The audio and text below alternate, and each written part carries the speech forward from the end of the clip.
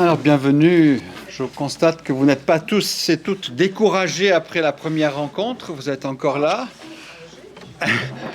Et je vous propose de continuer. Vous avez reçu, je pense, les textes de la première rencontre avec tout ce que je n'ai pas pu dire, mais que vous aviez donc les références et les documents pour travailler, et puis le petit texte aussi pour poursuivre votre réflexion personnelle.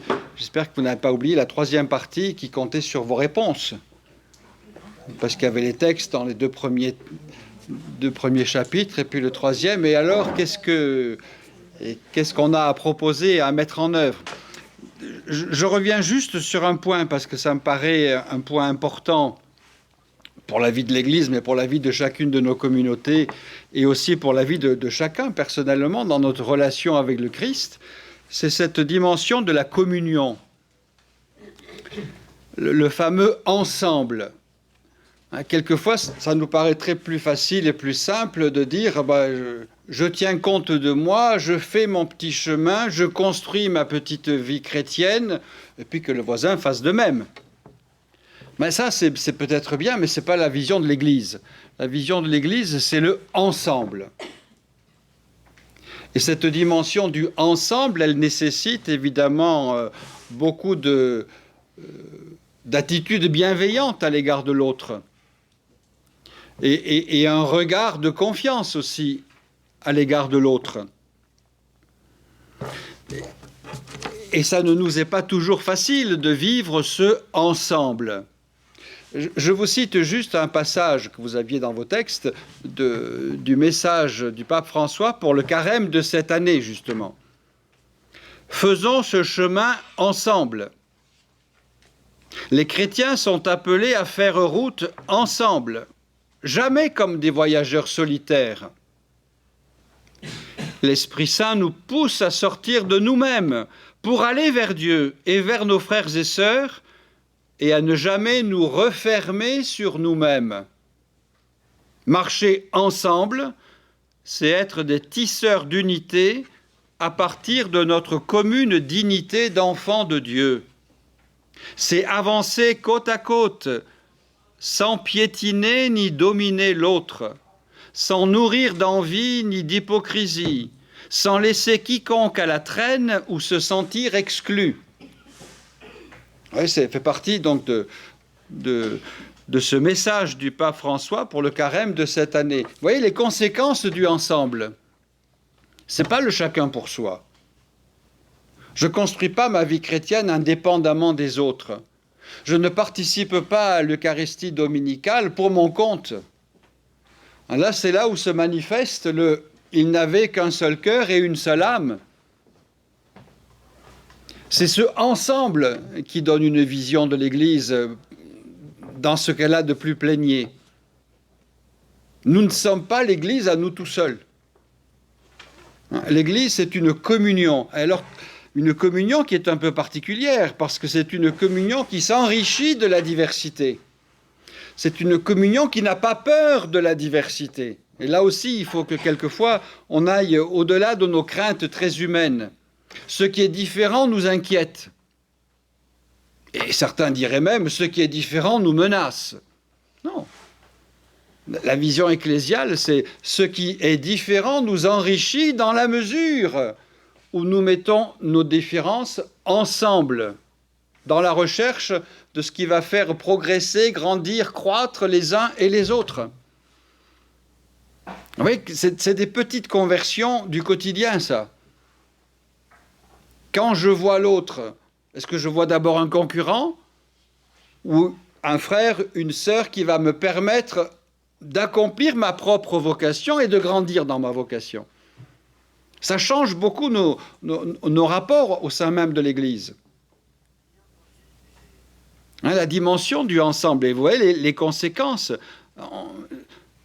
Sans piétiner ni dominer l'autre, sans nourrir d'envie ou d'hypocrisie, sans lisser quiconque à la traîne. Et donc le ensemble, ça veut dire, c'est bien qu'il y en ait qui courent, mais il ne faut pas que ceux qui courent oublient ceux qui arrivent à peine à piétiner. Et il ne faut pas se retourner vers ceux qui piétinent en disant « mais quand même, vous pourriez aller plus vite ». Il faut tenir compte de la réalité de l'autre. Et la première attitude du ensemble, c'est d'être capable d'accueillir l'autre dans ce qui fait sa vie. Il ne faut pas simplement dire à l'autre « je m'intéresserai à toi quand tu sauras courir aussi vite que moi ». Moi, je peux courir, mais je prends acte que toi, pour l'instant, tu ne peux que piétiner. Eh bien, je prends soin de toi qui piétine. Et je calme quelquefois un peu mes ardeurs pour que l'autre ne se sente pas mis à part. Ouais, c'est des conséquences très pratiques du ensemble. Et c'est aussi apprendre, et ça aussi c'est pas si simple, à regarder l'autre comme un frère ou une sœur, hein, c'est ce que dit le pape, à partir de notre commune dignité d'enfant de Dieu. Je regarde l'autre, c'est un enfant de Dieu comme moi. Je me réfère souvent à une expérience toute simple. Quand je regarde l'autre, si je prends une comparaison avec une œuvre d'art, quand je regarde l'autre, est-ce que je vois un bloc de marbre ou est-ce que je vois la magnifique sculpture qui est à l'intérieur de ce bloc? Je ne sais pas si je vous avais déjà raconté cette histoire de Michel-Ange. Non, Michel-Ange, un jour, il se promène dans la basilique Saint-Pierre et il entend des gens qui font des commentaires sur la statue de la Pietà qu'il a réalisée. Il dit, mais comment est-ce possible? Un tel chef-d'œuvre, etc. Alors, comme il est là, on lui pose la question, mais comment, à partir d'un bloc de marbre informe, vous avez pu arriver à cette œuvre magnifique? Et la réponse de Michel-Ange est aussi extraordinaire. Oh, c'est tout simple, vous savez, j'ai enlevé ce qu'il y avait en trop. Donc, ce qui veut dire que Michel-Ange, il ne voyait pas le bloc de marbre, il voyait la statue qui était à l'intérieur. Eh bien, essayons, quand on regarde l'autre, et en particulier l'autre qui peut-être, quand on voit arriver tel ou tel, oh là là, c'est celui-là qui se présente.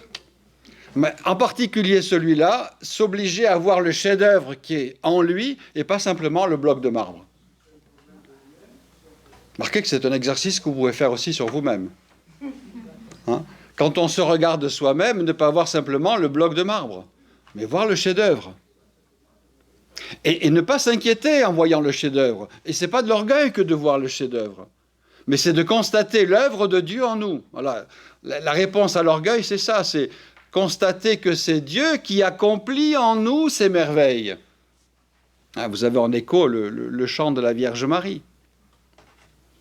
Si elle disait c'est moi qui ai fait toutes ces merveilles, oui, là, ça serait quand même un peu démesuré. Non, le Seigneur fait en moi des merveilles. Ça, c'est pas de l'orgueil, c'est une constatation. Alors, n'ayons pas peur, il ne faut pas tomber dans l'excès non plus, mais n'ayons pas peur de ce genre de constatation, déjà à l'égard de soi-même, et n'oublions pas, quand on regarde l'autre, pas voir simplement le bloc informe, mais voir le chef-d'œuvre. Ça appartient aussi à la relation nouvelle du ensemble,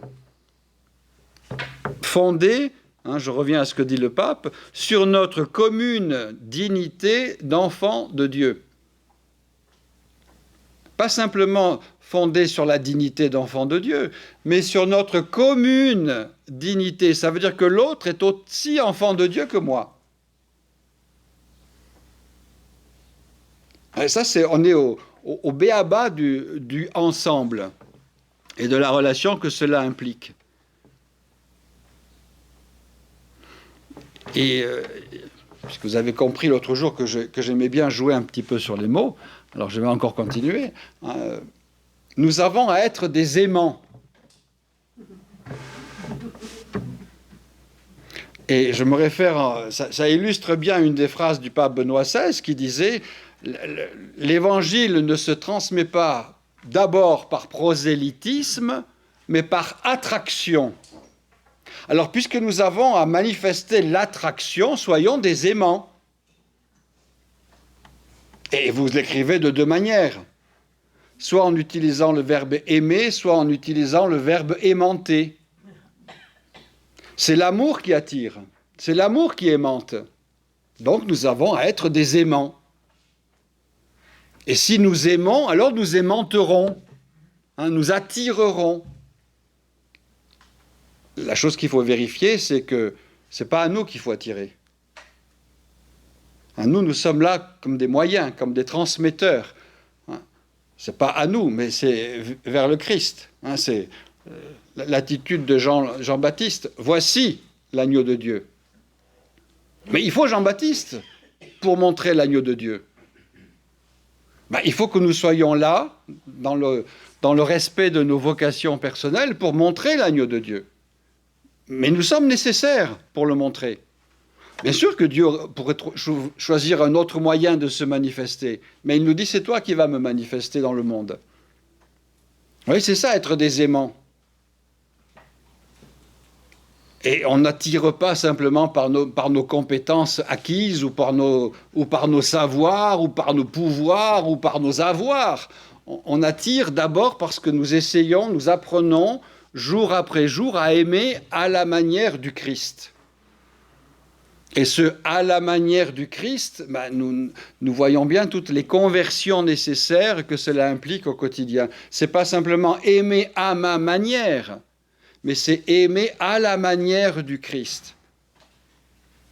Et il y a là un verset dans l'évangile de Saint Jean qui est fondamental et caractéristique de la communauté des disciples missionnaires. À l'amour que vous aurez les uns pour les autres, on saura que vous êtes mes disciples. Oui, ce n'est pas aux conférences que vous serez capables de faire sur moi, mais c'est à l'amour que vous aurez les uns pour les autres que l'on saura que vous êtes mes disciples. Vous voyez la dimension du ensemble ? La dimension du ensemble a une dimension missionnaire. Parce que nous savons, parce que nous apprenons, parce que nous trouvons notre joie à vivre ce ensemble à la manière du Christ. Notre joie à vivre ce ensemble à la manière du Christ. Notre joie à vivre ce ensemble à la manière du Christ. Philippe, on a compris. Je suis assez d'accord avec ce que vous dites, mais ça serait bien de passer à une autre phrase. Voilà. Hein. Non, mais parce que nous sommes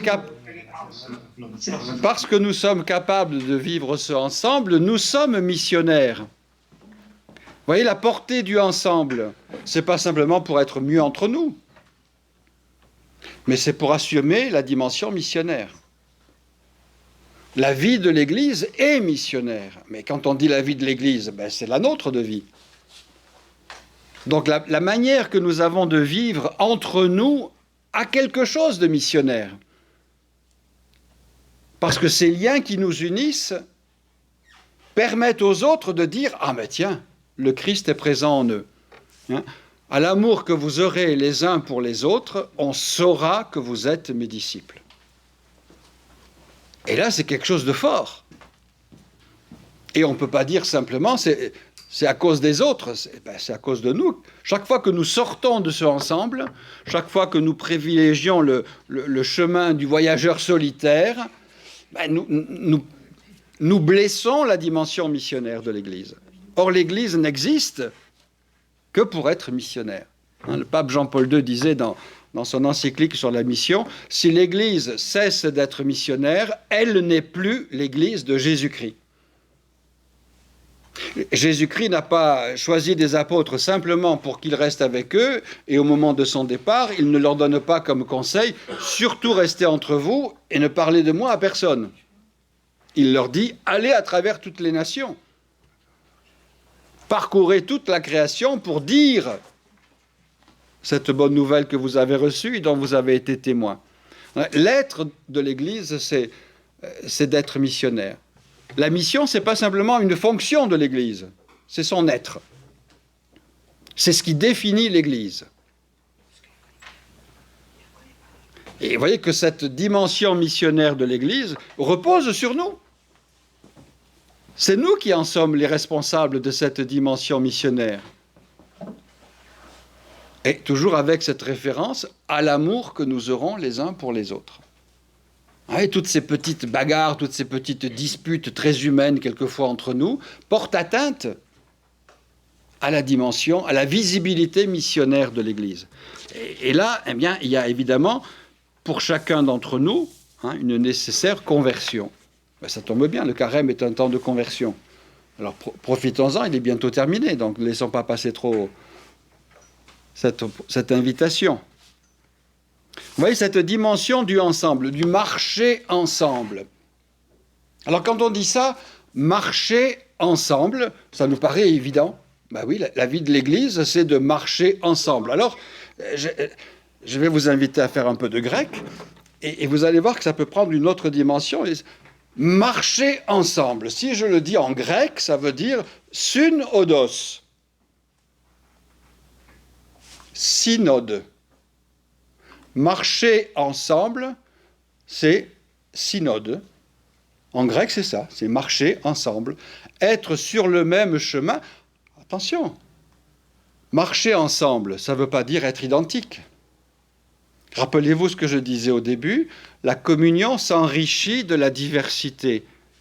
Être en communion, ça ne veut pas dire je vais être copie conforme du voisin ou de la voisine. Ça serait une pauvreté terrible, ça. Mais marcher ensemble, ça veut dire ces diversités ne sont pas des oppositions, ne sont pas des concurrences, ne sont pas des ennemis potentiels.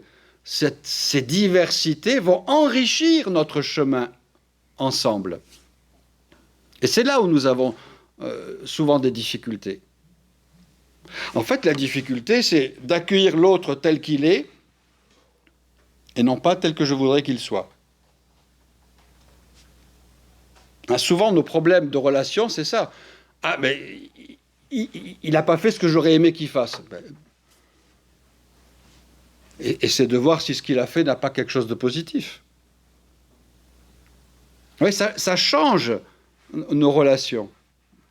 Toujours à cause de ce ensemble, marcher ensemble. Et donc, on n'a pas à avoir peur quand on nous parle d'un synode ou d'une dimension synodale de la vie de l'Église. Ça veut tout simplement dire qu'on prend conscience que puisqu'on est l'Église, c'est pas chacun pour son compte, c'est pas chacun qui vient avec ses demandes personnelles, c'est pas chacun qui dit à Dieu, tu es mon Dieu, et puis l'autre, je n'en ai pas besoin, mais c'est marcher ensemble, c'est vivre ensemble notre foi chrétienne.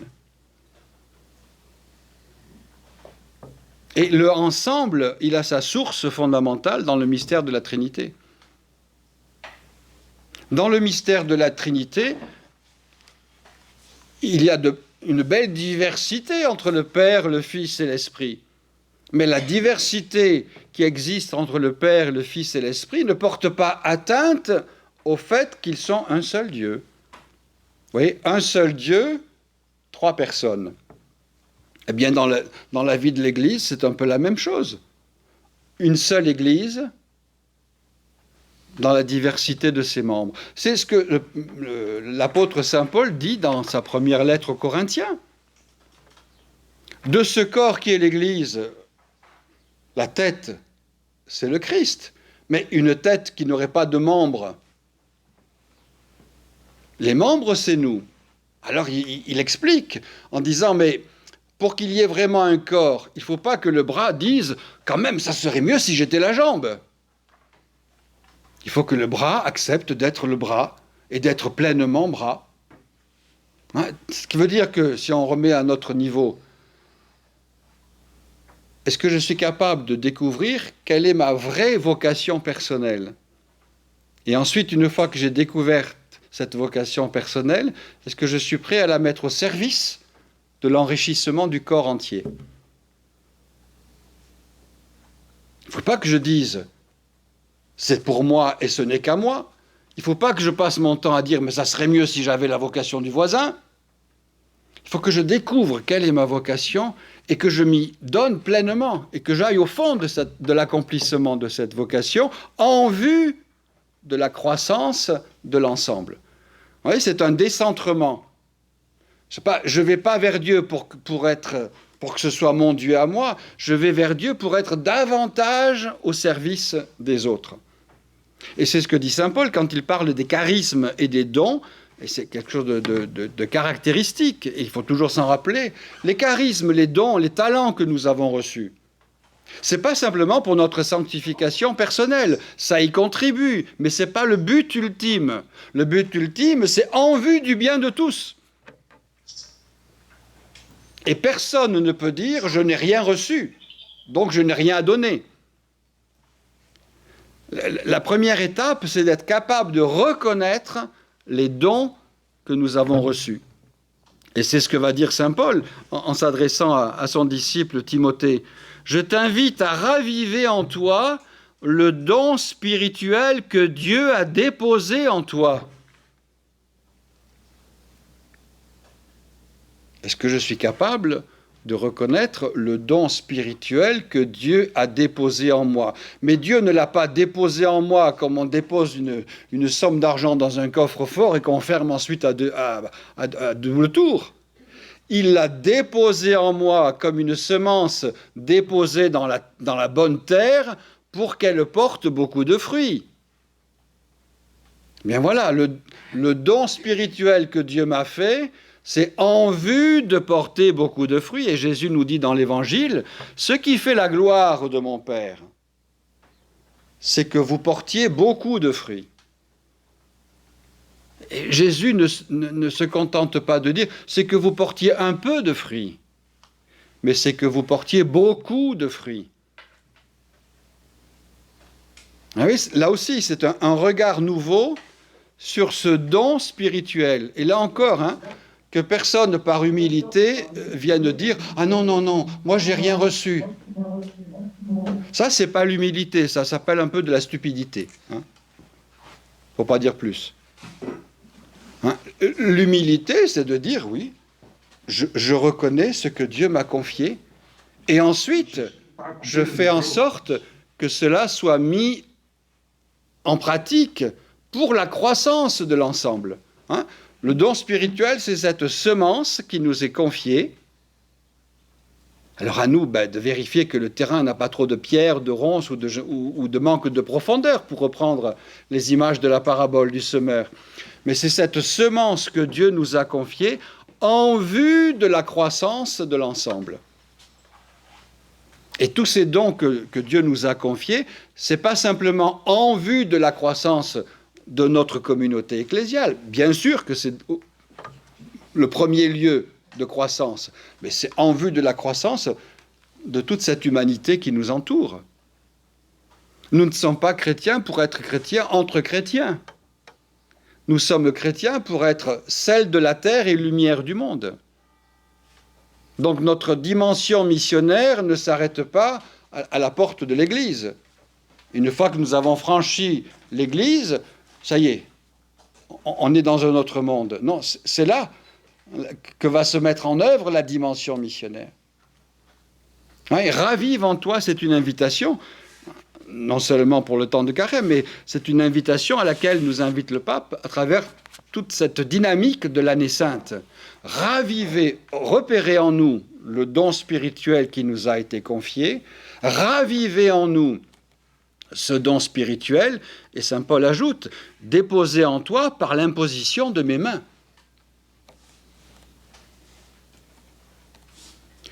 Le fait de l'imposition des mains signifie bien que Dieu nous a fait ce don. Nous n'en sommes pas à l'origine. Pour ça que ça ne porte pas atteinte à l'humilité. Nous n'en sommes pas à l'origine. C'est un don que Dieu nous a fait. Mais comme tout don que Dieu nous fait, c'est au service de la croissance. C'est en vue d'une fécondité. Et personne d'entre nous ne peut dire « Non, ça ne me concerne pas ». Alors notre travail, ce n'est pas d'essayer de dire à l'autre « Est-ce que tu as repéré le don que tu as reçu ?» Bon, ça peut l'aider de temps en temps, quand on est un peu ou découragé ou un peu... Voilà. Mais le premier travail, c'est est-ce que je suis capable de reconnaître le don que Dieu m'a fait et de me poser la question, mais ce don, qu'est-ce que j'en ai fait vraiment? Est-ce que je me contente de dire, ah ben oui, je suis mieux que les autres, moi j'ai eu ce don? Non, c'est pourquoi est-ce que tu l'as reçu, ce don? En vue de quoi? Ce qui fait la gloire de mon Père. Il y a quelques phrases comme ça de l'Évangile qu'on peut retenir. On peut toutes les retenir, évidemment, mais au moins quelques-unes. Ce qui fait la gloire de mon Père, c'est que vous portiez beaucoup de fruits.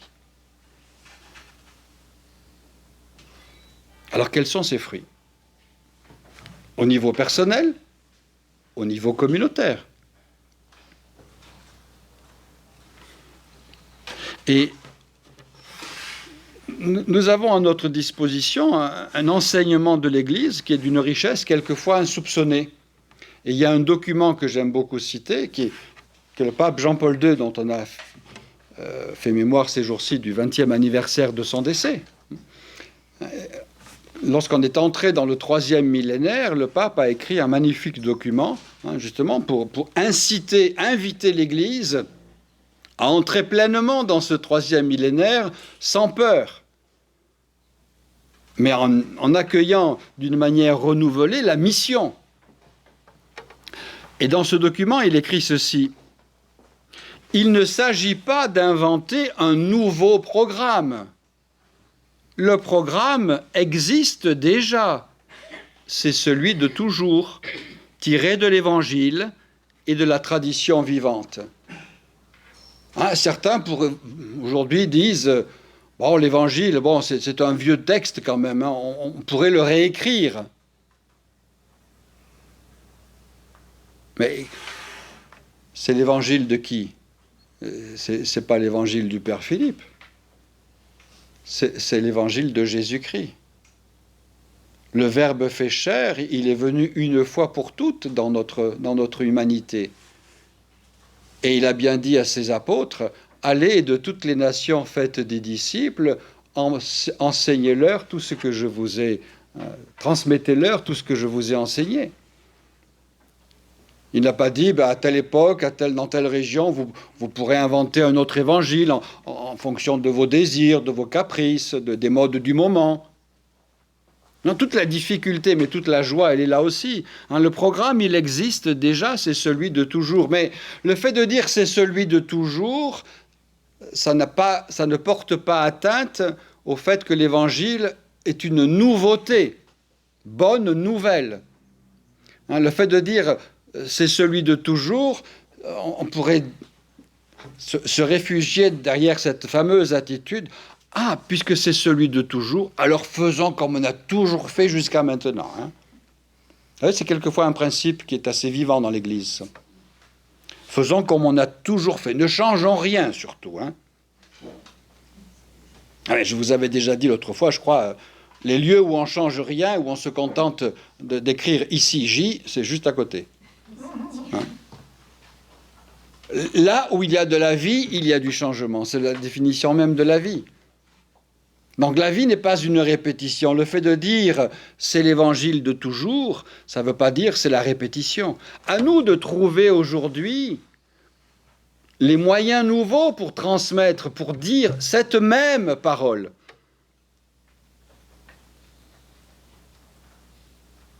La parole de Dieu, elle est efficace et créatrice, quelle que soit l'époque, quelle que soit la culture. Mais aux évangélisateurs que nous sommes, de trouver les moyens d'aujourd'hui pour dire ce même message. Et toute la difficulté dans la transmission, c'est à la fois de répondre à la nécessaire nouveauté sans porter atteinte au contenu. Nous n'avons pas la possibilité de dire ce passage de l'Évangile, non, ça ne correspond plus à notre vie aujourd'hui, donc on va supprimer ce chapitre. Non, ça on ne peut pas. Par contre, ce qu'on doit faire, c'est ce texte qui peut-être nous pose question, qui peut-être nous dérange, et que d'une manière un peu facile, on dirait autant le supprimer. Non, qu'est-ce que ça veut dire? Pourquoi est-ce que Dieu nous dit cela? Chaque fois qu'on proclame l'Évangile dans la célébration dominicale, on peut dire « Oui, ce passage, ça ne me concerne pas ». Est-ce que c'est si sûr que ça, que ce passage ne nous concerne pas?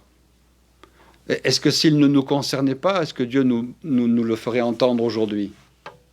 Toute la conversion de notre écoute, c'est pas de dire à Dieu « Si tu me disais quelque chose qui me fait plaisir, ça me conviendrait davantage ». Mais c'est j'écoute ce que tu me dis et je prends conscience que ce que tu me dis me rejoint dans ce que je vis aujourd'hui. C'est ça le grand défi. Quand le pape dit « le programme existe déjà, c'est celui de toujours tiré de l'Évangile, de la tradition vivante », c'est ça que ça signifie. Et pour que la tradition soit vivante, il ne faut pas se contenter de répéter. La répétition, ce n'est pas la vie. Ce qui fait la vie, c'est de montrer que cette parole, justement, nous rejoint aujourd'hui d'une manière nouvelle. Nous l'avions entendue déjà, bien sûr, cette parole. Mais aujourd'hui, elle nous rejoint d'une manière nouvelle. Ça, c'est un effort que nous avons à faire, justement parce que nous pensons connaître l'Évangile. Demain, par exemple, dès que vous allez entendre que les docteurs de la loi amènent une femme à Jésus qui a été prise en flagrant délit d'adultère, vous allez dire, bon, je connais l'histoire, alors je peux passer à autre chose. Mais vous pouvez dire aussi, tiens, c'est la première fois que j'entends cette parole, et cette parole, elle me rejoint aujourd'hui. Qu'est-ce qu'elle vient dire à mon expérience, à ce que je suis en train de vivre aujourd'hui? C'est ça l'accueil de la nouveauté de l'Évangile. Dieu ne se contente pas de répéter. Sa parole est créatrice. Et la création, ce n'est pas simplement la répétition. La création, c'est qu'est-ce que cette parole va susciter de nouveau dans ma vie, dans ma relation avec Dieu, dans ma relation avec les autres, et puis dans ma relation avec moi-même. Je poursuis ce que dit le pape. Ce programme, il est centré en dernière analyse sur le Christ lui-même. Le point de référence fondamental. Il est fondé sur le Christ lui-même. Alors là, tous les verbes qui sont utilisés vont être importants. Vous pourrez les noter, mais vous aurez le texte après. Le Christ qu'il faut connaître, aimer, imiter. Alors voilà, 3 missions. Connaître, aimer, imiter. Peut-être pas jouer au malin en disant « mais je connais suffisamment ». Oui, je sais tout. Je sais toute sa vie. Connaître. Mais connaître, c'est pas dans la tradition biblique. Connaître, c'est pas uniquement un effort de l'intelligence. Connaître dans la tradition biblique, c'est d'abord une affaire de cœur. C'est accueillir le Christ dans ma vie. C'est naître, connaître. C'est naître à la vie du Christ en moi. Donc c'est pas simplement être capable de raconter la vie de Jésus. Mais c'est de dire comme saint Paul, pour moi, vivre, c'est le Christ. Donc connaître, aimer et imiter. Je vous avais dit la dernière fois déjà, un baptisé, c'est un autre Christ. Et nous sommes donc le Christ les uns des autres. Imiter le Christ. Vous voyez, le lien entre naître à la vie du Christ et imiter le Christ. Pourquoi est-ce que j'entre en relation avec le Christ? Non pas pour savoir des choses sur lui, mais pour être capable de vivre comme lui. Saint Paul nous dit « Ayez entre vous les mêmes sentiments que ceux qui étaient dans le Christ Jésus ». Voilà, c'est ça, imiter le Christ. Imiter le Christ dans sa qualité d'accueil des personnes qu'il rencontre sur ses chemins. Imiter le Christ dans sa patience à l'égard du manque de foi ou de la frayeur de ses disciples. Imiter le Christ, y compris lorsqu'il est en but à la non-compréhension par des personnes auxquelles il s'adresse. Imiter le Christ, y compris lorsqu'il est confronté aux difficultés, aux insultes, aux rejets. Imiter le Christ, y compris sur son chemin de croix, lorsqu'il accepte de se revêtir de notre croix. Imiter le Christ lorsqu'il donne tout par amour. Imiter le Christ lorsqu'il renaît à une vie nouvelle pour nous sauver. Le chemin de l'imitation, ce n'est pas un chemin si facile. Mais c'est le chemin. Donc, je reprends les verbes, qu'il faut connaître, aimer, imiter. Pourquoi? Pour 2 raisons. Pour vivre avec lui la vie trinitaire. Pour vivre en lui, exactement, pour vivre en lui la vie trinitaire. Première raison. Accueillir le Christ qui nous révèle qui nous sommes, les enfants bien-aimés du Père, les temples de l'Esprit. Donc, accueillir le Christ pour vivre en lui, pas en dehors de lui, en lui. Seul le Christ nous révèle le visage du Père. Et c'est lui, c'est dans l'évangile de Saint Jean, qui, parce qu'il est remonté vers le Père, nous envoie l'Esprit Saint. Vous voyez le rôle fondamental du Christ. Donc, vivre en lui notre vie trinitaire. La vie trinitaire, c'est donc une vie de relation et de communion. Ce n'est pas une vie de solitaire. Pour reprendre le fameux Maurice Zundel, dont je vous ai déjà parlé la dernière fois, Maurice Zundel disait « Le mystère trinitaire, c'est le mystère d'un Dieu unique, mais d'un Dieu qui n'est pas solitaire. D'un Dieu qui est unique parce qu'il est communion. » Donc, nous connaissons, nous aimons, nous imitons le Christ pour vivre en lui la vie trinitaire, première dimension. Et ensuite, ça montre bien que le but de notre relation avec Dieu, ce n'est pas simplement Dieu et moi. Deuxième mission, pour transformer avec lui l'histoire jusqu'à son achèvement dans la Jérusalem céleste. Voyez la dimension de la mission qui est immédiatement accolée à la dimension de la rencontre avec Dieu. Chaque fois que nous rencontrons Dieu, il y a cet envoi en mission. Et lorsqu'il n'y a pas cet envoi en mission, vérifions qu'il s'agisse bien de Dieu que nous ayons rencontré. Vivre en lui la vie trinitaire, c'est une chose, mais ce n'est pas le tout. Si nous vivons la vie trinitaire, c'est pour que quelque chose change et donc pour transformer avec le Christ l'histoire du monde.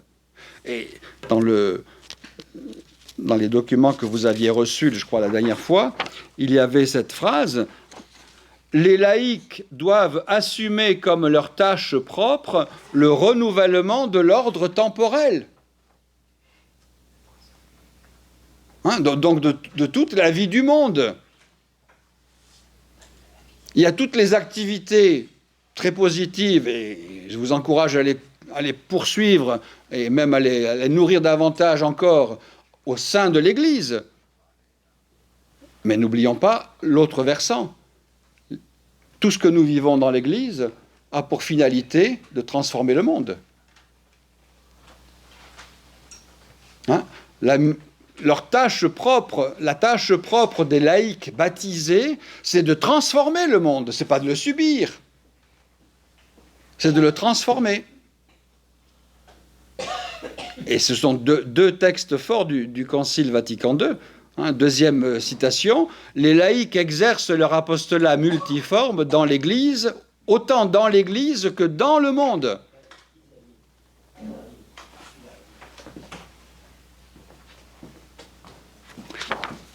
Donc, vous voyez les deux dimensions de la rencontre avec Dieu. Vivre en Christ la vie trinitaire et en Christ transformer le monde.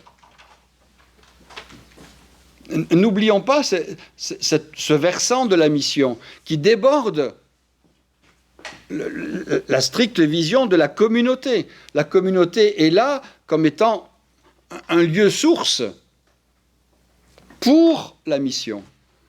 La communauté chrétienne n'est jamais renfermée sur elle-même. Et le but de nos rassemblements, ce n'est pas simplement de dire aux autres « venez chez nous », mais c'est nous, une fois que nous avons célébré, d'aller vivre avec les autres ce que nous avons célébré. C'est ça le sens, aller dans la paix du Christ. Le aller dans la paix du Christ, ça ne veut pas dire, ça y est, vous êtes en règle, vous avez obéi à la loi, vous êtes venu à la messe du dimanche, rendez-vous dimanche prochain, entre-temps, faites ce que vous voulez. Non, c'est aller dans la paix du Christ. Ça veut dire quoi? Ce que vous avez célébré, faites en sorte que cela éclaire d'un jour nouveau tout ce que vous allez vivre durant les prochains jours de la semaine. C'est ce qui fait que notre vie dans le monde est une vie liturgique. Et c'est ce qui rejoint notre vocation baptismale. Pourquoi avons-nous reçu l'onction du Saint-Esprit au jour du baptême? Pour faire de chacune et de chacun d'entre nous des prêtres.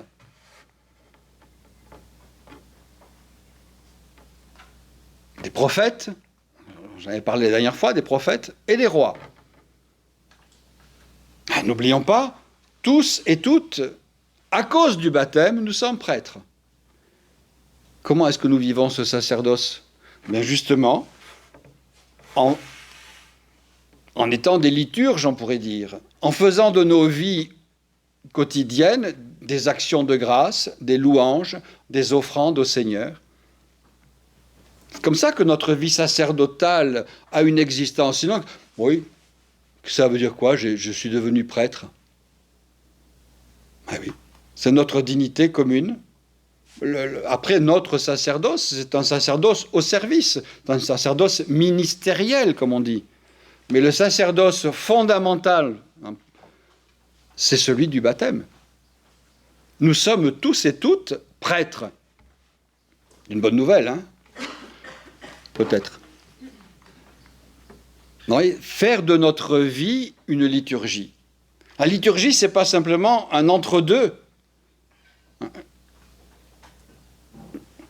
Il y a ma vie dans le monde, et puis il y a quelques minutes dans ma semaine où je suis quelqu'un d'autre, quand je suis à l'église. Et puis après, il y a encore de nouveau ma vie dans le monde. Non. Ce temps de célébration communautaire, ce temps de rencontre avec le Christ vivant, c'est pour ensuite continuer la célébration dominicale dans tous les actes de notre vie quotidienne. La célébration dominicale, elle ne s'arrête pas au dernier signe de croix. Vous voyez, donc, transformer avec le Christ l'histoire. Il y a pas mal à faire en ce moment, quand on regarde ce qui se passe. Transformer l'histoire. Ne pas nous laisser accabler. Ne pas simplement subir, mais prendre conscience de notre responsabilité qui est de transformer l'histoire. Et donc de ne pas avoir peur du monde dans lequel nous vivons. Nous avons peut-être un certain nombre de raisons d'être effrayés, d'être inquiets, d'être angoissés. Mais ce n'est pas ce témoignage-là que le monde attend de nous. Combien de fois Jésus dit-il à ses apôtres, « Mais je suis avec vous, de quoi avez-vous peur ?» Est-ce que nous y pensons de temps en temps à cette phrase? Je suis avec vous, pourquoi avez-vous peur? Oui, il y a les flots, oui, il y a la tempête, mais je suis avec vous. Pourquoi avez-vous douté? C'est toutes des phrases d'évangile, vous voyez, qui rejoignent quelquefois nos situations concrètes de vie. L'évangile, c'est pas quelque chose qui plane au-dessus de notre tête, c'est une parole qui vient éclairer ce que nous sommes en train de vivre. D'où la nécessité pour nous, évidemment, de revenir sans cesse à l'évangile. Je continue. La citation du pape Jean-Paul II. C'est un programme, dit-il, ce fameux programme qui est de toujours, c'est un programme qui ne change pas avec la variation des temps et des cultures. Oui, ceux qui disent aujourd'hui, oui, bon, d'accord, à l'époque de Jésus, oui, mais au XXIe siècle, quand même. Ben oui, ben au XXIe siècle, peut-être qu'il y aurait une certaine urgence à redécouvrir l'Évangile, justement. Plutôt que de se dire il faudrait en écrire un autre qui évidemment correspondrait à ce que je souhaite. Seigneur, si tu faisais ce que je te dis, ça irait mieux quand même. Peut-être y aurait-il justement une certaine urgence aujourd'hui à redécouvrir l'authentique évangile. Pas simplement les interprétations de l'évangile qui sont très positives, très utiles, mais l'évangile lui-même. Donc le programme ne change pas avec la variation des temps et des cultures, même s'il tient compte du temps et de la culture, pour un dialogue et une communication efficace. Oui, deux mots importants là aussi, et qui viennent éclairer le fameux ensemble, un dialogue et une communication véritable. Et là encore, voyez, le dialogue. N'allons pas nous engager dans un dialogue avec un esprit prosélyte. Je vais le rencontrer, celui-là, mais il faut absolument que je le convainque. Essaie de l'attirer plutôt que de le convaincre. Pas le prosélytisme, l'attraction. Essaie de lui montrer que dans ta vie, qu'est-ce que ça signifie être disciple du Christ? Donne-lui, à travers le témoignage de ta vie personnelle, le goût du Christ. Montre-lui que être disciple du Christ, ça a une influence sur tes choix, tes actes, tes engagements. Et pas le... Il faut que je le convainque. Si vous écoutez tous les débats aujourd'hui, d'abord, il n'y a plus de débat parce que personne ne s'écoute. Dès qu'il y en a un qui a ouvert la bouche, il y en a un autre qui va déjà lui répondre. Donc, il n'y a pas de dialogue. Ce sont plusieurs monologues qu'on met en même temps. Mais ce n'est pas un dialogue. Dialogue, c'est j'écoute et je respecte ce que dit l'autre. Il a probablement des idées différentes de moi, mais ce n'est pas pour autant que je n'ai pas la nécessité d'écouter ce qu'il me dit. Donc, dialogue et une communication efficace. On est dans un monde de communication. En fait, on n'est pas dans un monde de communication. On est dans un monde de surinformation. Et il y en a tellement qu'on ne sait pas laquelle est vraie. Et c'est l'astuce du fameux diviseur qui plane toujours quelque part. On n'est pas dans la communication, on est dans la surabondance de communion, d'informations. La communication, c'est quoi? C'est en vue de la communion. Communication, c'est pas simplement transmettre des informations. Communication, c'est construire quelque chose ensemble. Là, en ce moment, on ne construit pas ensemble, on construit les uns contre les autres. Oui. Donc, à nous d'être attentifs au temps et à la culture de notre époque, et pas dire « Ah oui, ben, c'était mieux ». Évidemment, ça c'est quand on commence à avoir des cheveux blancs, on commence à dire « Mais c'était quand même mieux du temps de mon enfance. Hein. » Ben non. Soyons attentifs au temps et à la culture qui est la nôtre. Et entrons, n'ayons pas peur d'entrer en dialogue et en communication efficace avec ce monde, avec ce temps, avec cette culture. Et ça aussi, ça nous invite à sortir de nos petits refuges, de nos refuges ecclésiaux. Nous ne sommes pas faits simplement pour être entre nous. Le être entre nous est ce moment de nourriture, d'enthousiasme, de dynamisme, mais qui nous pousse à sortir. C'est ce que le pape François ne cesse de dire. Mais sortez à la rencontre du monde. N'ayez pas peur du monde, avec ce souci de le transformer. À nous de veiller, évidemment, aller à la rencontre du monde, il y a un risque, c'est de nous conformer au monde. Et alors là, on réentend Jésus dans l'Évangile. Vous êtes dans le monde, mais vous n'appartenez pas au monde. Vous voyez la position que nous devons ajuster. Jésus ne nous dit pas « fuyez le monde ». Allez vite, allez vivre votre foi ailleurs, indépendamment du monde. Non, vous êtes dans le monde. Et dans ce monde, vous êtes sel, vous êtes lumière, vous êtes levain. Et pour que la pâte lève, il ne faut pas que le levain soit d'un côté et la pâte de l'autre. Il faut que le levain accepte de rejoindre la pâte. Sinon, elle ne va jamais lever. Si nous restons simplement entre nous en disant « Oh là là, le monde, hein, c'est mauvais, hein », il ne va jamais changer. À nous puisque nous sommes levain, à nous de rejoindre le monde pour le transformer. Si nous nous contentons de dire, oui, ben, nous sommes dans la lumière, mais le monde est dans les ténèbres. Hein. Ben, si nous sommes lumière, allons éclairer le monde. Moi, j'ai de la saveur, mais le monde, c'est insipide. Ben, puisque je suis sel, va donner du goût au monde. C'est ça, être en dialogue et en communication efficace. C'est pas rester dans nos forteresses, mais c'est sortir, ouvrir.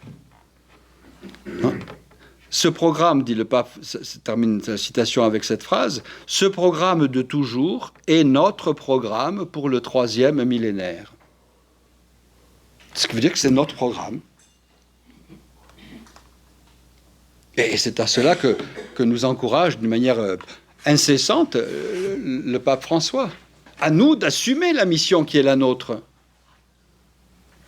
Hein, quand il dit ne restez pas enfermés, c'est parce que notre vocation n'est pas de rester enfermés. Les apôtres ont imaginé ça à un moment donné.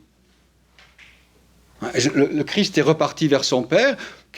Qu'est-ce qu'on fait? On va s'enfermer par peur des autres, disent les Actes des Apôtres. Et puis ils reçoivent l'Esprit Saint. Et ils comprennent que l'enfermement, c'est pas la voie de la mission. Et ayant reçu l'Esprit Saint, ils sortent et ils vont commencer à proclamer. Nous avons reçu l'Esprit Saint. Au jour de notre baptême, au jour de notre confirmation. Et le don de l'Esprit Saint, c'est un don que le Christ a dit, demandez et vous recevrez. Est-ce que nous demandons que cet Esprit Saint soit vraiment un don actuel, pas simplement le souvenir? Oui, je sais, il y a quelques années, j'ai reçu le don de l'Esprit Saint. Et alors? Et qu'est-ce que ça a changé dans ta vie? Et qu'est-ce que ça change aujourd'hui dans ta vie? N'hésitons pas dans notre prière à demander le don actuel de l'Esprit Saint. Et Jésus dans l'Évangile dit, il y a des situations où il faudra que vous acceptiez d'être simplement le porte-voix.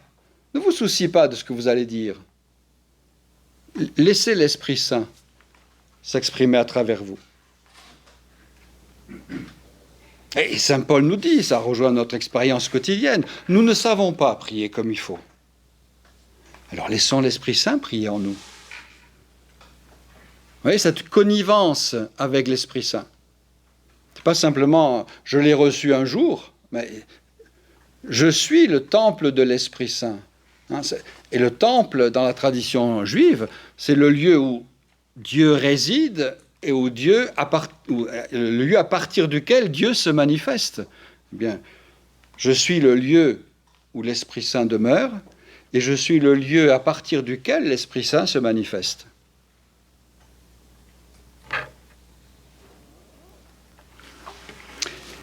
Et pour assumer cette mission, ce programme, il y a quelques pistes qui nous sont proposées. Et ce sont autant de pistes très pédagogiques. Vous les retrouverez dans le texte que vous recevrez. Première chose, c'est peut-être ce qui nous surprend. Nous, on pourrait imaginer, bon, il y a un programme à réaliser, donc pour être efficace, quelle structure on va mettre sur place? Ça, c'est le réflexe très humain. Eh bien, le pape dit la première chose à mettre sur place, la première chose à vivre, c'est la sainteté.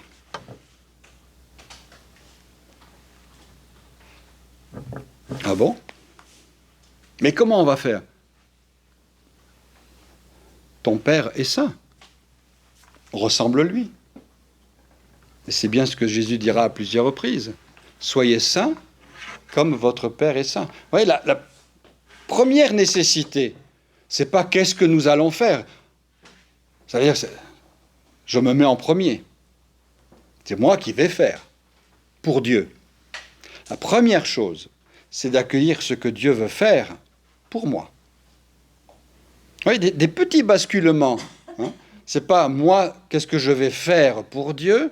La sainteté, c'est pas ça. La sainteté, c'est qu'est-ce que Dieu veut faire en moi. Et donc, c'est la première étape que le pape nous propose. Et il le dit de manière très claire. Je vous le cite, la perspective dans laquelle doit se placer tout le cheminement pastoral, tout le cheminement pastoral est celle de la sainteté. Pensons-y, dans tout ce que nous mettons en place, et qui est nécessaire de mettre en place. Mais ce que nous mettons en place a une finalité. Permettre la sainteté. Tout le cheminement pastoral doit être mis dans la perspective de la sainteté. Vous voyez, là aussi, ça change un petit peu notre regard sur les choix, sur les engagements que nous vivons les uns et les autres. Et vivre la sainteté, c'est permettre à la grâce baptismale que nous avons reçue de se déployer tout au long de notre vie. Et c'est une des perspectives que le pape François nous propose pour cette année sainte. Il dit que l'année sainte sera pour nous le moment de redécouvrir avec enthousiasme, avec gratitude, la grâce baptismale. Redécouvrir avec gratitude la grâce baptismale.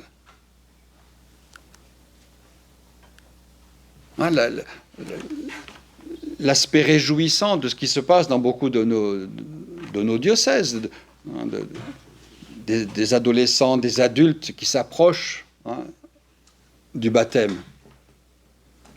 Est-ce que nous leur donnons à voir ce que le baptême réalise en nous? Ne nous réjouissons pas simplement parce que les chiffres montent. Ça, c'est un calcul très... C'est vrai que c'est réjouissant, mais qu'est-ce que nous donnons, nous, à voir? Qu'est-ce que nous allons donner à voir ensemble de ce baptême que nous avons reçu et qui donne une dimension nouvelle à notre vie? Oui, donc, première étape, la redécouverte de notre vocation commune. C'est très banal d'être saint, vous savez. Il y a Bernanos qui disait que ce qui devrait nous étonner, c'est de ne pas être tous saints. Nous sommes étonnés. Oh, je suis étonné, il est saint. Mais changez la chose. Je suis étonné, je ne suis pas devenu saint. C'est la vocation banale, la sainteté. Tout simplement parce que c'est la vocation de notre Dieu et Père. Soyez saints parce que moi, votre Dieu, je suis saint. Et la sainteté, c'est pas de faire votre valise et d'aller évangéliser l'autre bout de la planète. Ça peut arriver si c'est votre vocation. Et je ne vais pas dire ça avec les pères qui sont là. Heureusement qu'ils ont fait leur valise et qu'ils sont venus évangéliser l'autre bout de la planète. Mais dans l'immédiat, la sainteté, elle se manifeste déjà dans nos propres familles, dans nos relations humaines, dans les engagements du quotidien, dans notre manière de vivre ensemble la vie chrétienne. Oui, premier objectif, réaliser cette vocation, être saint comme notre Dieu et Père est saint. Deuxième, ça commence par la sainteté, alors on dit, ça y est, cette fois, on va passer au concret. Qu'est-ce qu'on va mettre en place? Deuxième piste proposée par le pape, je les ai prises dans l'ordre. La prière. Non, c'est pas encore l'efficacité matérielle. Non, la prière. Tout ce que tu fais, quel sens ça a? En vue de quoi est-ce que tu le fais? La redécouverte de la prière. Et il parle, je vous le cite, pour cette pédagogie de la sainteté, vous voyez comment c'est en lien avec le précédent, pour cette pédagogie de la sainteté, il faut un christianisme qui se distingue avant tout dans l'art de la prière.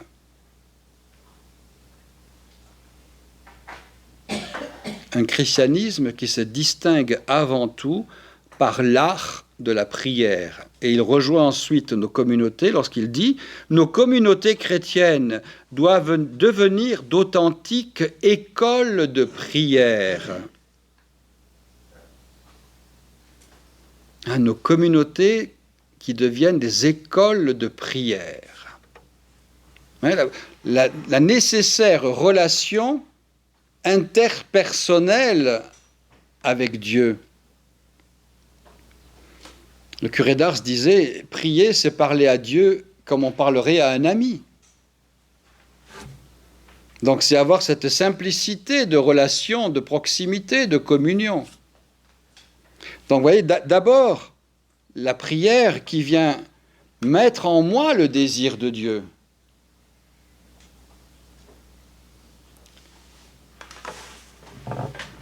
La prière qui est ce moment de rencontre, et ce que je vais vivre ensuite, ça va être le déploiement de ma rencontre personnelle avec le Christ. Là, vous avez le passage si célèbre et qui est si touchant de Zachée. C'est parce que Zachée a accueilli Jésus chez lui qu'ensuite la vie de Zachée change. Vous pouvez le dire plus vite que moi, c'est une phrase un peu difficile. C'est parce que Zachée a accueilli Jésus chez lui qu'ensuite la vie de Zachée change. La prière, c'est ça. J'accueille Jésus en moi Et le fait d'avoir accueilli Jésus en moi fait que ma vie change. Et vous voyez, l'ordre, c'est celui-ci. C'est d'abord, j'accueille Jésus, qui me rejoint dans mes pauvretés. Il rejoint Zachée alors que Zachée est un voleur. Il ne dit pas à Zachée, va d'abord rendre ce que tu as volé et ensuite je viendrai chez toi. Jésus prend les risques de rejoindre Zachée dans ce qui fait sa vie, et parce qu'il reçoit Jésus, la vie de Zachée va changer. Vous voyez l'effet de la prière. C'est pas je suis saint donc je prie, mais je prie donc je deviens saint.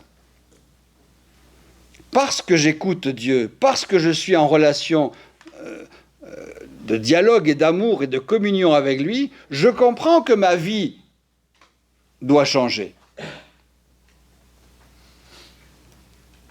Et vous voyez, c'est l'ordre pédagogique qui nous est donné par le pape. D'abord la sainteté, et pour que notre sainteté soit effective, c'est pas simplement nous confier à nos compétences humaines, c'est accueillir Dieu en nous, et de cet accueil va jaillir une vie nouvelle.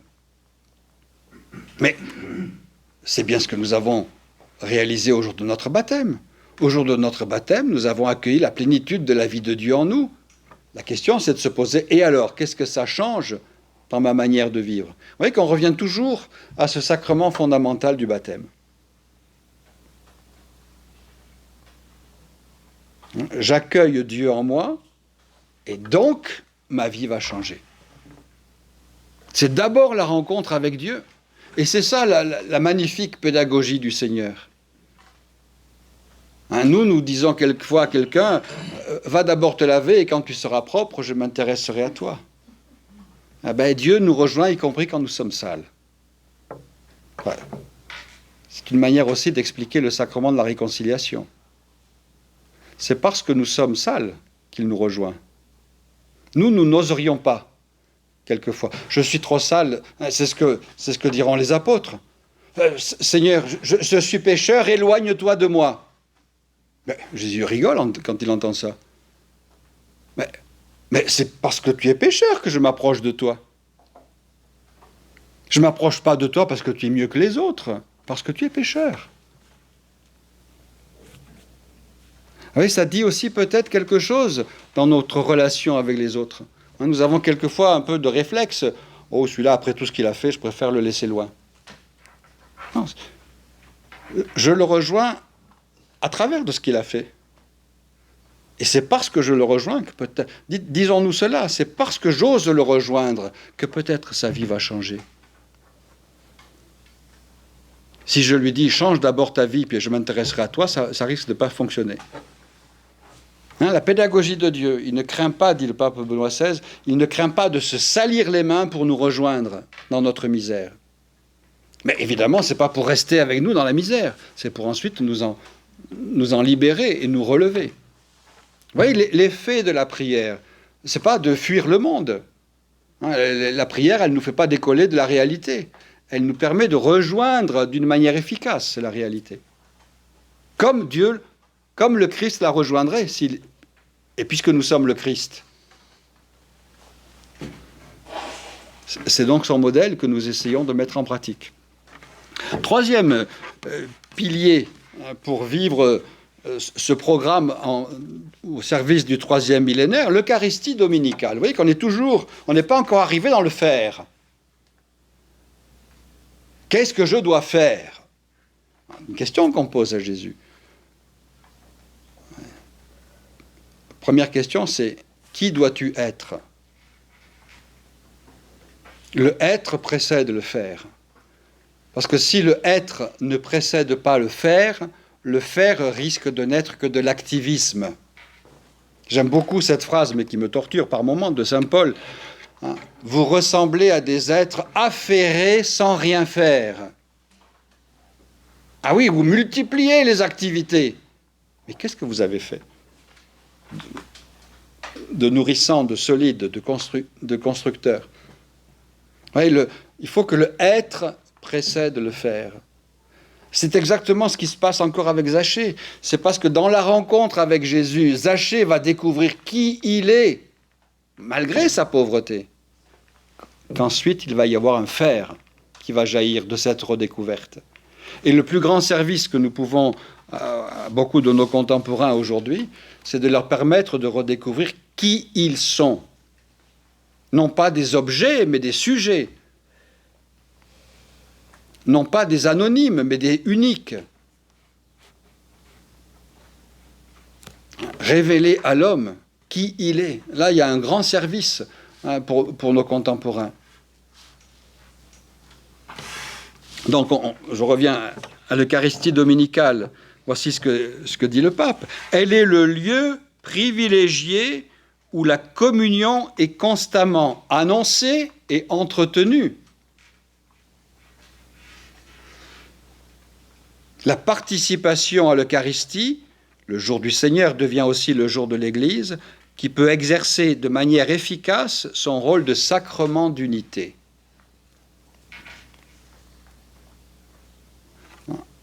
Il a fallu des grains dispersés pour faire un seul pain. Il faut des chrétiens dispersés pour faire une seule Église. Vous voyez que la dispersion ne s'oppose pas à la communion. La dispersion, la diversité n'est pas une menace pour l'unité.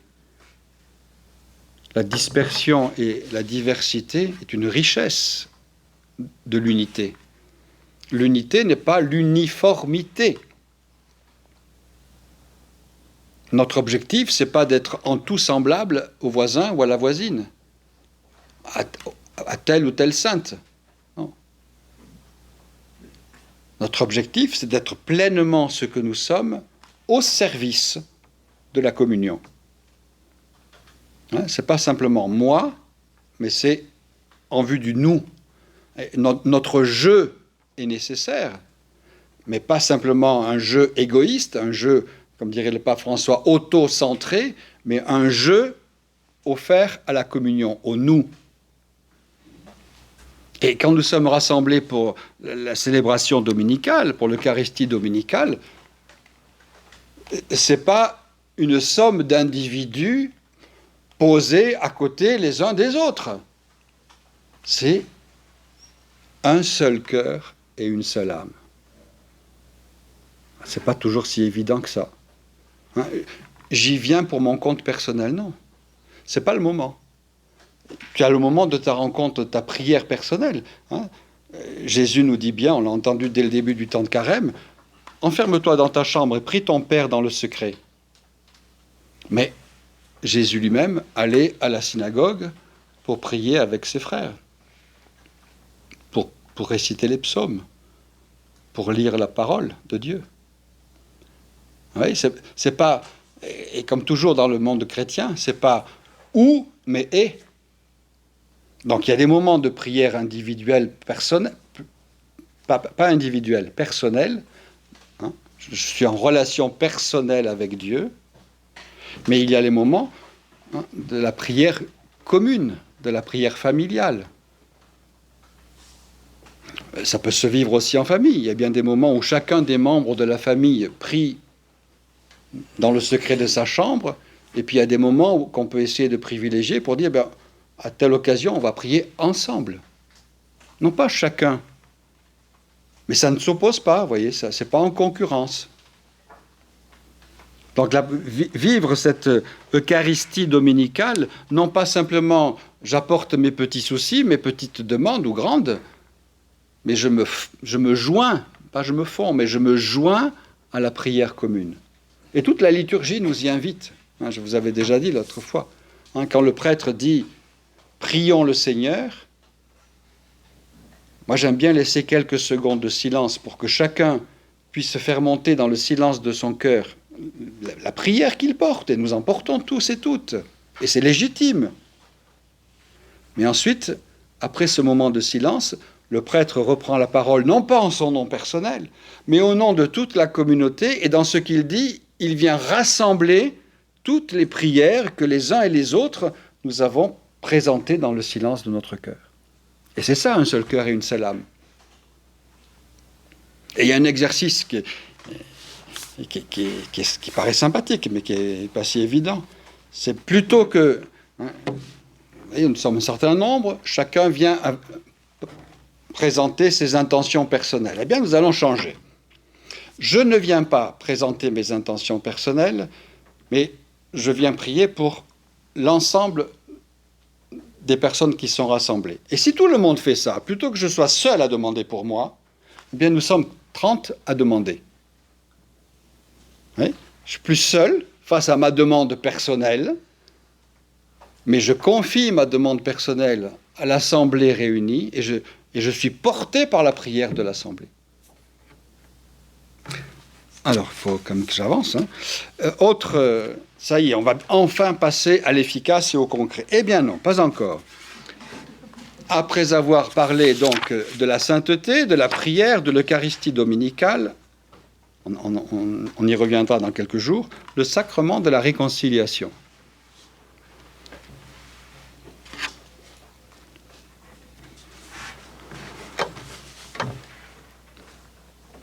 La redécouverte, là je ne vais pas m'y attarder parce qu'on y reviendra le 26 avril, hein, mais vous voyez, la place forte du sacrement de la réconciliation. Être réconcilié, là encore, c'est toujours pareil avec Dieu. Hein. Être réconcilié, c'est le don que Dieu nous fait. Mais dans la mesure où c'est un don, je comprends que ce n'est pas simplement pour moi. Je suis réconcilié pour être réconciliateur. Rappelez-vous cette parabole de l'Évangile. Celui qui avait une forte dette, il vient supplier le maître. Et le maître a de la compassion, il lui remet sa dette. Et puis ce même débiteur, il en avait un, lui, de débiteur, qui lui devait très peu. Mais il lui a manifesté toute sa dureté. Hein, il a été réconcilié, mais il n'a pas été réconciliateur. Donc il n'a pas vécu le don. Oui, c'est vraiment une conception forte, et peut-être nouvelle, hein, du don. Le don n'est pas qu'à mon bénéfice. Le don, il est en vue de ma transformation personnelle pour qu'ensuite je puisse collaborer à la transformation du monde. Hein, Dieu me fait le cadeau de sa réconciliation pour que je sois réconciliateur. Et c'est bien ce que nous disons dans le Notre Père, avec un peu d'audace. Et je dis souvent, et heureusement, que Dieu ne nous prend pas strictement au mot. Pardonne-nous comme... Pardonne-nous, ça nous paraît normal, c'est un boulot de Dieu, quoi. Hein? Comme nous pardonnons. Et si Dieu me pardonnait avec la même mesure que moi, je pardonne. Ouh là là là là là là. Qu'est-ce qui pourrait se passer? Vous voyez comment le don est une mission aussi. Il n'y a pas de don sans mission. Et ça, c'est vraiment le cœur de l'enseignement chrétien. Et ça nous invite à sortir hein, de notre simple objectif, mais qui demeure quand même, de notre sanctification personnelle. Je me suis sanctifié par tout ce que le Seigneur m'a donné. Mais qu'est-ce que tu as donné, toi? Il y a quelque chose qui est très fort pour moi, parce que j'ai eu l'occasion, dans les années passées, d'aller très souvent en Terre Sainte, et la comparaison entre le lac de Galilée et la mer Morte. Le lac de Galilée, il reçoit toute l'eau qui vient des montagnes, puis il y a le lac, et ensuite, toute cette eau se déverse pour irriguer toutes les zones qui sont plus au sud. La mer Morte, elle reçoit toute l'eau qui vient du Jourdain, mais elle ne donne rien. Elle est morte. Mais voilà, l'illustration du don qui devient mission, ou du don qui se fait simplement en vue de lui-même. Hein, le don devient mission. Parce que j'ai reçu, je donne. Si ce que je reçois, je ne le donne pas, je suis mort. Ouais, c'est fort. On a besoin de petits signes comme ça. Hein. Ensuite, désolé, mais on n'est toujours pas dans le matériel. le pape dit la redécouverte du primat de la grâce. Qu'est-ce qu'il veut dire en disant cela? Il l'explique. Je vous le lis. Il y a une tentation qui depuis toujours tend un piège à tout chemin spirituel et à l'action pastorale elle-même, celle de penser que les résultats dépendent de notre capacité de faire et de programmer. Certes, Dieu nous demande une réelle collaboration à sa grâce, et il nous invite donc à investir toutes nos ressources d'intelligence et d'action dans notre service de la cause du royaume. Mais prenons garde d'oublier que, sans le Christ, nous ne pouvons rien faire. C'est la juste compréhension de la grâce. Il y en a qui disent « tout vient de l'homme ». Il y en a qui disent « tout vient de Dieu ». Alors c'est Dieu ou l'homme? Eh bien, comme toujours, c'est Dieu et l'homme. Tout vient de Dieu, mais rien ne peut se manifester dans le monde sans la collaboration de l'homme. Mais l'origine, tout vient de Dieu, et ensuite, on en revient à l'histoire du don et de la mission. Tout ce qui vient de Dieu m'est confié pour qu'ensuite ce fameux monde soit transformé, pour que le temporel soit renouvelé. Et l'efficacité vient de la collaboration. Et quand nous voulons dire à Dieu, tu sais, maintenant je suis assez grand, je peux me débrouiller tout seul. Généralement, assez rapidement, on se retrouve par terre. À nous d'ajuster notre collaboration qui est utile, indispensable, mais de l'ajuster à la présence aimante de Dieu. Nous laisser d'abord aimer pour pouvoir ensuite aimanter. On en revient à cette idée. Ensuite, l'écoute de la parole. Je pense que à travers la prière, à travers l'Eucharistie dominicale, on aura déjà été à l'écoute de la parole, mais le verbe utilisé est important. Écoute. C'est le premier commandement donné à Israël. Écoute Israël. Et pour l'écoute, pour qu'on soit vraiment à l'écoute, il faut accepter de se taire parfois. Pendant quelques minutes, je parle encore après. Mais accepter de faire silence. Et c'est pas facile. Mais le silence, c'est pas simplement le silence extérieur. C'est souvent les bruits intérieurs qui nous perturbent davantage. Soyons libres des casques, des écouteurs. Si vous vous promenez dans la nature, n'emportez pas votre casque, par pitié, quoi. Dans la nature, profitez de la nature. On n'a pas besoin d'avoir des bruits qui viennent d'ailleurs à ce moment-là. J'ai une réflexion d'un jeune adolescent, quand on organise les semaines ski-spi au lot, là, ils partent sur les skis sur les pistes dans la journée, et il y a un jeune un soir qui revient et me dit « Mais j'ai été un peu surpris aujourd'hui. Les gens, ils font du ski et ils ont un écouteur sur les oreilles. » Je me dis « Tiens, celui-là, il a compris la valeur du silence. » On est en train de vivre quelque chose et on se crée des bruits pour être en même temps ailleurs. Mais ça, c'est un danger, c'est un piège. C'est fait pour ça, d'ailleurs.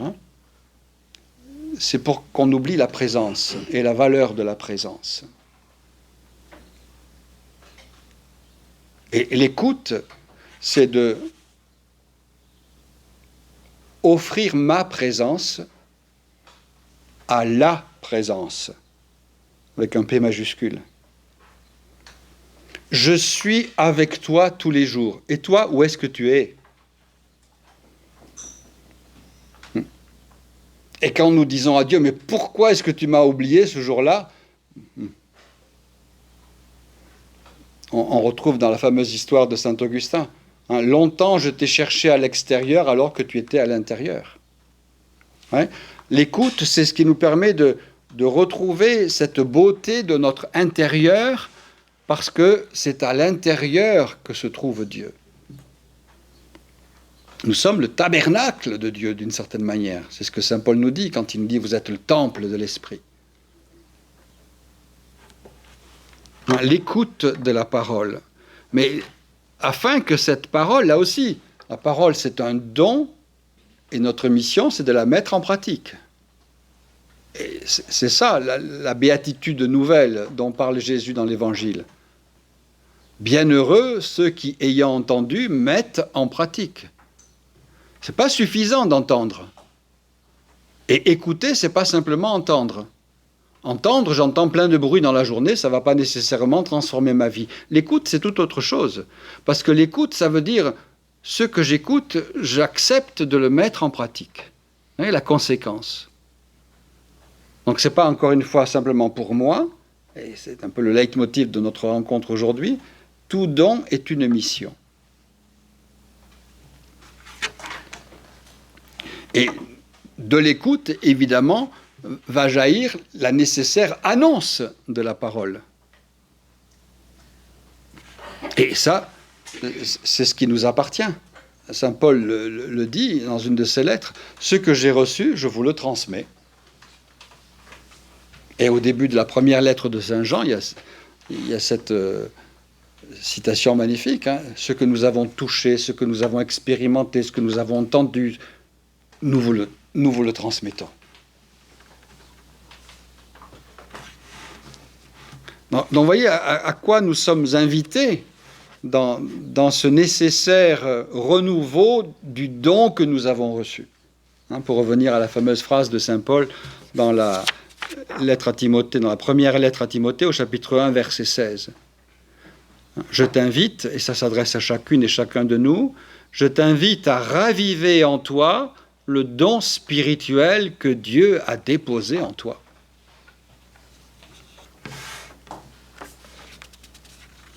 Et c'est justement parce que nous allons raviver en nous ce don spirituel que Dieu va pouvoir, avec nous et à partir de nous, faire toutes choses nouvelles. C'est une autre citation dans le livre de l'Apocalypse. Dieu fait toutes choses nouvelles. Mais pour les faire, ces toutes choses nouvelles, il compte sur notre collaboration, sur notre présence. Au chapitre 21 de l'Apocalypse, il y a écrit, voilà, la citation, « Voici la demeure de Dieu avec les hommes ». Mais voici la demeure de Dieu avec les hommes, ce n'est pas simplement celle qui est signalée par la cloche qui sonne. Voici la demeure de Dieu avec les hommes. Hein? Ça dit quelque chose de notre mission au cœur du monde. Je suis... Laissez encore là les objections, les fausses objections d'humilité. Hein. Je suis la demeure de Dieu parmi les hommes. Voilà ce que c'est qu'un chrétien. Être la demeure de Dieu parmi les hommes. Et la citation continue. Il aura sa demeure avec eux. Ils seront son peuple. Et lui, Dieu avec eux, sera leur Dieu. Ouais, quand vous allez vous promener dans les rues de Namur, là, je suis la demeure de Dieu parmi les hommes. Bon, n'allez pas trop le dire à voix haute, on risque de dire... voilà. Mais vivez-le intensément à l'intérieur de vous-même. Et de fait, c'est cette dimension missionnaire, hein, je vais terminer par là, hein, qui représente le défi de notre temps. Et on voit bien l'urgence de ce défi, de relever ce défi.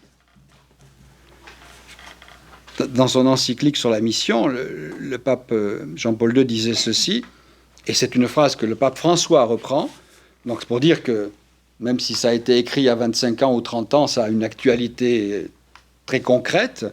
L'activité missionnaire représente aujourd'hui encore le plus grand des défis pour l'Église, et la cause missionnaire doit avoir la première place. Le plus grand défi pour l'Église de ce temps, c'est la mission. Mais ça a été le grand défi de l'Église, quel que soit le temps. Et ça commence dès les apôtres. Allez de toutes les nations, faites des disciples. Mais quel défi! Ils ne sont jamais sortis de leur Galilée ou de leur Judée. Quel défi d'oser aller à la rencontre du monde, et d'un monde qui ne les attendait pas. Mais c'est pas parce que le monde ne les attendait pas qu'ils ont dit, bon, ben, puisqu'ils ne nous attendent pas, on va rester entre nous, quoi. C'est justement parce que le monde ne les attendait pas qu'ils ont dit, mais il faut qu'on soit davantage présents et qu'on soit plus nombreux pour être présents. Oui, le grand défi. Ne nous contentons pas simplement de nous lamenter devant les chaises vides ou les bancs vides, mais relevons ce défi. Et c'est pour cela que le Christ continue à nous choisir, pour que nous soyons ses témoins dans le monde. Et là, il y a cette invitation très, très concrète et très forte, et qui peut avoir pas mal de conséquences pratiques, là pour le coup.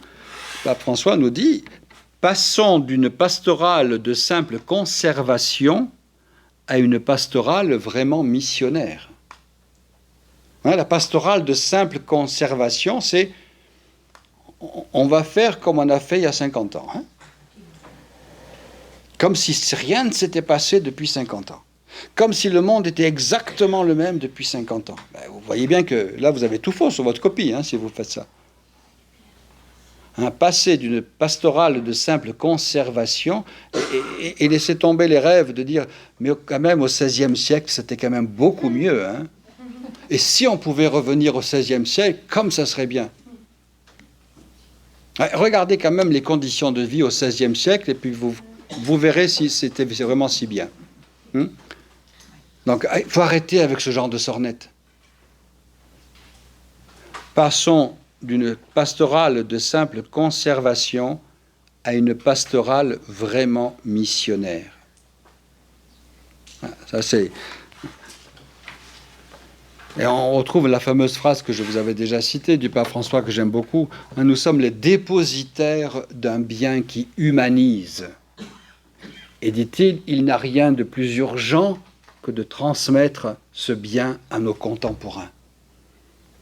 Le bien qui humanise, nous connaissons son nom, c'est Jésus le Christ. Et ne le gardons pas pour nous. Il n'y a rien de plus urgent et de mieux à transmettre aux autres. Une pastorale vraiment missionnaire, et dans tout ce qu'on fait. C'est-à-dire que ce soit la décoration florale, l'animation liturgique, l'accompagnement des enfants en catéchèse, la préparation d'une célébration, dans un but missionnaire.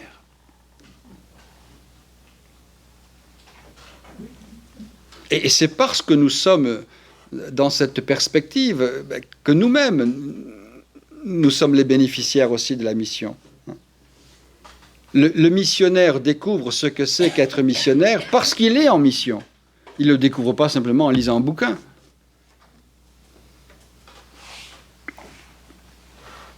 Hein, c'est ce fameux, on retrouve là ce fameux marcher ensemble. Et Jésus n'envoie pas les disciples un par un. Il commence par les envoyer deux par deux. Et tout de suite, ça va être la dimension de la communauté qui va être fondamentale pour la mission. En les voyant vivre, on avait envie de leur ressembler. Est-ce que c'est ce qu'on peut dire de nous?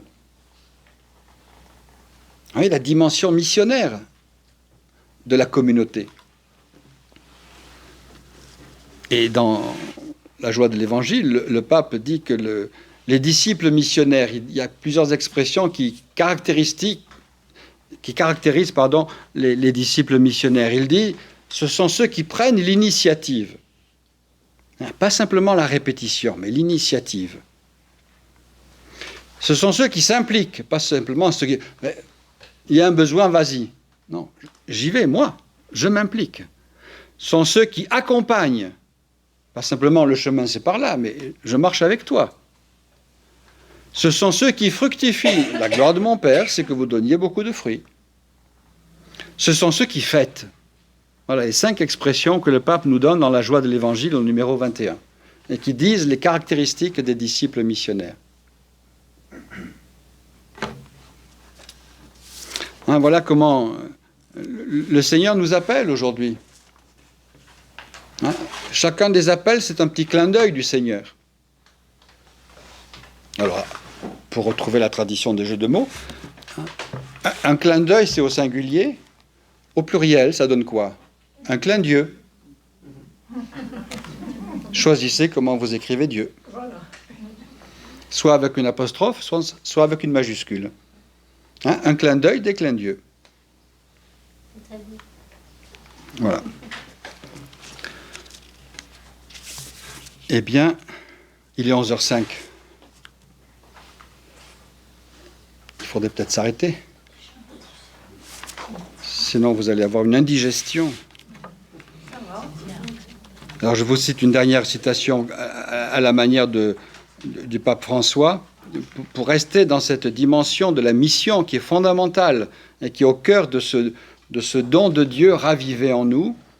Il dit ceci dans un de ses documents.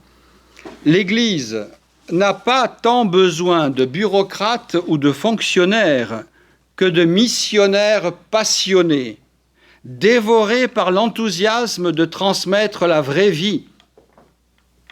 Les saints, c'est de vous dont il parle, les saints surprennent, dérangent, parce que leur vie nous invite à sortir de la médiocrité tranquille et anesthésiante. Ça vous suffit ? Allez, c'est clair. Non pas des fonctionnaires ou des bureaucrates, mais des missionnaires passionnés. Et n'ayez pas peur de déranger, c'est même un critère positif. Si vous ne dérangez personne, inquiétez-vous. Mais si vous dérangez, si vous posez des questions, c'est que vous êtes sur le chemin. C'est bien ce qu'on faisait à l'égard du Christ, c'est dans l'évangile d'aujourd'hui. Hein. Mais jamais personne n'a parlé comme cet homme. D'où ça lui vient ?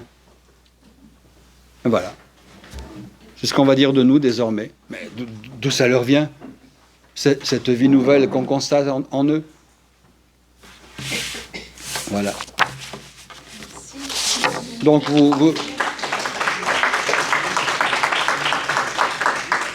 comme la dernière fois, vous aurez les textes de ce que j'ai dit et pas dit, et puis vous aurez aussi une proposition de... Je crois que c'est déjà là. Une proposition pour votre travail personnel ou en équipe, là où vous êtes, d'ici le 26 avril. Voilà. Mais n'oubliez pas chaque fois la dernière question. Quelles orientations, quelles conséquences pratiques, il faut un S à pratique, pour un renouveau de notre vie personnelle et communautaire. Voilà. C'est pas tout à fait la même. Et c'est pas par rapport au même texte. Mais on va l'avoir sur le texte. Comment ? Il n'y a pas besoin d'écrire, on va l'avoir. Mais non, il n'y a pas besoin d'écrire et puis il n'y aura pas de notation, vous inquiétez pas. Il n'y aura pas d'interrogation écrite. Mais peut-être avez-vous des questions, des demandes d'explication, des oppositions à manifester. Donc si c'est le cas, vous vous approchez pour que votre visage apparaisse sur l'écran et qu'on vous entende. Voilà, donc... Et merci aux auditeurs réunis dans les différents lieux d'être aussi patients, malgré la distance. Voilà une question. Faut se placer. Voilà, on vous voit. Voilà, le micro là, voilà. Simplement une remarque dans ce que vous avez dit. Ça me faisait penser à Bienheureux, bientôt Saint Carlo Acutis, qui disait « Nous arrivons dans le monde comme des originaux, ne le quittons pas comme des photocopies. » Parfait, voilà, c'est exactement ça. Vous vous contentez... Alors, donc Bienheureux Carlo Acutis, qui est un saint qui est décédé à 14 ans. 15 ans. Et qui va être prochainement canonisé. Voilà, et qui disait « Nous arrivons dans le monde comme des originaux, ne le quittons pas comme des photocopies. » Voilà. Ouais, c'est comme des photocopies. Donc le but, c'est pas de ressembler au voisin ou à la voisine, mais c'est d'être pleinement ce que l'on est soi-même. Et c'est une belle phrase de Carlo, ça, oui. Bon, bah alors, bonne suite de journée, bonne digestion, et puis on se retrouve le 26 avril.